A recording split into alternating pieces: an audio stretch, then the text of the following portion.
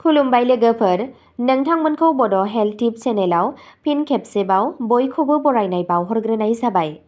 आं दिनै नोंथांमोननि सिगाङाव आरोबाव मोनसे गोदान भिडिअ लानानै फैबावलायबाय। आसा खालामो नोंथांमोना भिडिअखौ नायना मोजां मोनगोन।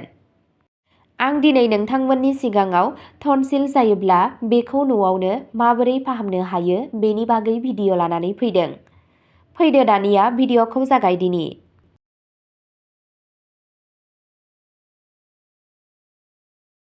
जेब्लानो सोरबा सुबुङा टन्सिल बेरामजों मोगा-मोगि जायो अब्ला बियो जानाय लोंनायखौ नागारो। गोदोनायाव अरायबो सानाय थायो। टन्सिलनि जाहोनाव गोदोनायाव आलौनाय आरो बुनाय जायो। सरासनस्रायै सोरखौबा टन्सिलनि जेंना जायोब्ला बेरामिया एल'पेथिक मुलि एबा टन्सिल मुलि बाहायो। नाथाय माब्लाबा एल'पेथिक मुलिया आबुङै गोहोम गोनां फोरमान जाया। बेबादि थासारियाव टन्सिलनि थाखाय नख'रारि मुलि बाहायनो हागोन। आयुर्वेदनि बादिब्ला टन्सिल बेरामा सावस्रिनि थाखाय मोजां नङै जानाय हुदानि थाखाय जायो। बेयो गुबैयै कफ द'सनि थाखाय जायो। नोंथाङा आयुर्वेदिक फाहामथायनि गेजेरजों देहानि द'सफोरखौ मोजां खालामनो हायो, जाय टन्सिल सार्जारि खालामनायखौ होबथायो। गुबैयै टन्सिलआ मा?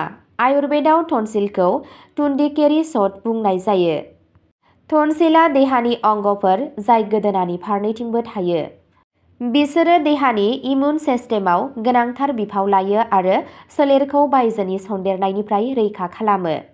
बिसोरो जोंनि देहानि लिम्फेटिक सिस्टेमनि बाहागो, जाय बायजोनि सन्देरनायजों जुजिनायाव मदद खालामो।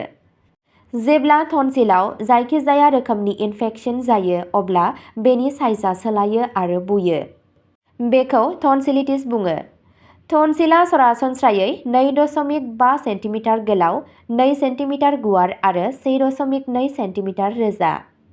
टन्सिलिटिसआ जायखिजाया बैसोआवनो जानो हागौब्लाबो उन्दै बैसोआवनो बेयो बांसिन जायो। बेयो गथ'फोरनाव मोननाय मोनसे सरासनस्रा सन्देरनाय। उन्दै बैसोनिफ्राय सेंग्रा बैसोसिम एबा 5 निफ्राय 15 बोसोर गथ'फोरनाव बेयो बांसिन जायो। दानिया टन्सिलनि जाहोनफोरनि बागै सावरायदिनि। टन्सिलनि माखासे जाहोनफोरानो जादों भाइरेल इनफेकसन एबा सरासनस्रा जुखामनि जाहोनाव। टन्सिलिटिस सोमजिहोग्रा सरासनस्रा बेरामा जादों स्ट्रेप्ट'ककास पाइजनेस। बेनि अनगायैबो स्टेफिल'ककास आइरियास आरो माइक'प्लाज्मा निउम'निया दं। टन्सिलआ इनफ्लुएन्जानि जाहोनाव जानो हागौ, जायखौ फ्लु बुंनाय जायो। कर'ना भाइरासनि जाहोनाव बेयो सार्सनिबो जाहोन जानो हागौ, जाय बेनि मोननै साबटाइपफोरनि गेजेराव मोनसे। जोबोद गुसु मुवाफोर, आइसक्रिम एबा कल्ड ड्रिंक जानाय एबा लोंनाय। आरो लोरबां होबथानायनि जाहोनाव।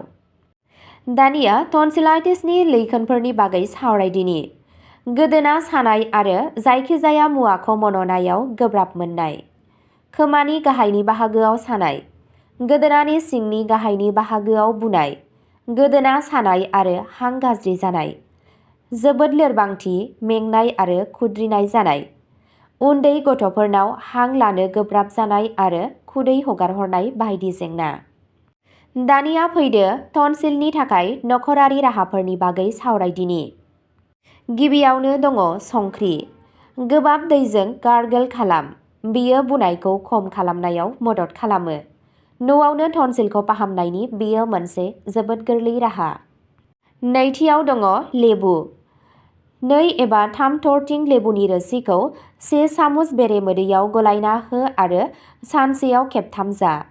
बेनि अनगायैबो लेबुनि रोसि आरो थाजिम सुनाय हाइजेंखौ गुदुं दैयाव गलाय।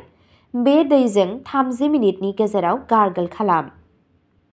गुदुं दैयाव लेबुनि रोसि, एसे संख्रि आरो गलमरिस गलायना गोरा बानायना गारामाखौ सु। थामथियाव दङ टन्सिलनि नख'रारि फाहामथायनि थाखाय हाइजेंखौ बाहायनाय। बेरेमोदै गलायनानै हाइजेंनि रोसिखौ सोबनानै लायोब्ला बुनाय आरो सानायनिफ्राय रैखा मोनो। ब्रैथियाव दङ टन्सिल फाहामथायनि थाखाय गाइखेर आरो हालदै। हरनि समाव उन्दुनायनि सिगां गुदुं गाइखेराव 1 थुख्रा हालदै होदेरना लों। हालदै जायोब्ला टन्सिलजों लोगोसे गुबुन गुबुन बेरामफोरखौ फाहामनायाव मदद मोनो। बाथियाव दङ फिटकिरिजों टन्सिल जानायनि नख'रारि राहा। फिटकिरि गुन्दैखौ दैयाव फुदुं आरो बेजों गार्गोल खालाम। बेयो टनसिलनि जेंनाखौ खमायनायाव मदद खालामो आरो नोंथांखौ आराम होयो। दथियाव दङ सामब्राम गुफुर। गरब्रै गरबा सामब्राम गुफुरखौ दैयाव फुदुं। बे दैजों गारामाखौ सु। बेयो बुनाय आरो आलौनायनिफ्राय रैखा होयो। स्निथियाव दङ मेथि बाहायनाय। 1 लिटार दैयाव 6 निफ्राय 7 ग्राम मेथि बेगरखौ गुदुं खालाम। सानसेयाव खेबथाम बेजोंनो गार्गोल खालाम। बेयो टनसिलनि थाखाय मुलाम्फा गोनां। स्निथियाव दङ टनसिलनि थाखाय पियाजनि मुलि।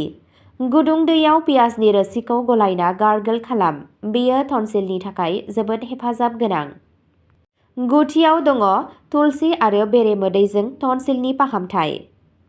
गिलाससे गाइखेराव गांब्रै गांबा तुलसिनि बिलाइखौ फुदुंनानै ला। जेब्ला बेयो गुदुं जायो अब्ला खावसे सामुस बेरेमोदै होदेरना जा। जिथियाव दङ कुन्जल क्रियाजों टनसिलनि फाहामथाय। फुङाव 7-8 गिलास दै गुदुं खालाम। बेयाव संख्रि दाजाबदेर। जस्लंना जिराय। गावनि गोहो बायदियै दै लों। जेब्ला दैया गोदोनायाव सौहैयो आरो नोंथाङा गोबानो गोसो जायो अब्ला गंनानै गावनि उदैखौ नारसिन। गावनि गारामाखौ आसिजों एर। बेयो गोबानाय सोमजिहोगोन। उदैनि गासै दैया ओंखारजासिम बानायबाय था। बेनि खावसे घन्टानि उनाव गुदुं गाइखेर लों। बे हुदाखौ फुङाव उदै खालियाव खालामनांगौ। दानिया टनसिलनि थाखाय डक्टरजों माब्ला सोमोन्दो लाखिनांगौ? टनसिलाव इनफेकसन जायोब्ला थाबैनो टनसिल मुलि लानो नाङा। बेनि सोलाय फाहामथायनि थाखाय नख'रारि मुलिफोरखौ नाजा। सानसे साननैनि गेजेराव बे जेंनाया मोजां जायाब्ला डक्टरजों सुबुरुन ला। नांगौ रोखोम फाहामथाय आरो आदारजों टनसिलिटिसआ सरासनस्रायै सप्तासेनि गेजेरावनो मोजां जायो। नाथाय जुदि बुनाया सप्तासेनि बांसिन सम थायो आरो सानाया बांलांबाय थायो अब्ला नोंथाङा थाबैनो डक्टरखौ नायनांगौ। बेयो मोनसे गोब्राब बेरामनि लैखोनबो जानो हागौ। जुदि सासे मानसिया बोसोराव खेबथामनिफ्राय खेबब्रै टनसिलिटिस जायो आरो टनसिलनि मुलियाबो मोजां मोना अब्ला बियो मा खालामनांगौ? बेबादि थासारियाव डक्टरफोरा बेरामिखौ सार्जारि खालामनो सुबुरुन होयो। बे अपारेशनाव टनसिलखौ बोखारनाय जायो, जाय जेंनाया जाफिननायनिफ्राय होबथायो, नाथाय बेयो सुबुंनि इमिउन सिस्टेमखौ लोरबां खालामो। बेरामिया गले-गले भाइरास आरो बेक्टेरिया सन्देरनायनि खैफोदाव थायो। अब्ला दिनैनि भिडिअ'आ बेखिनियावनो जोबबाय। एसेनोसै, गोजोन्थों।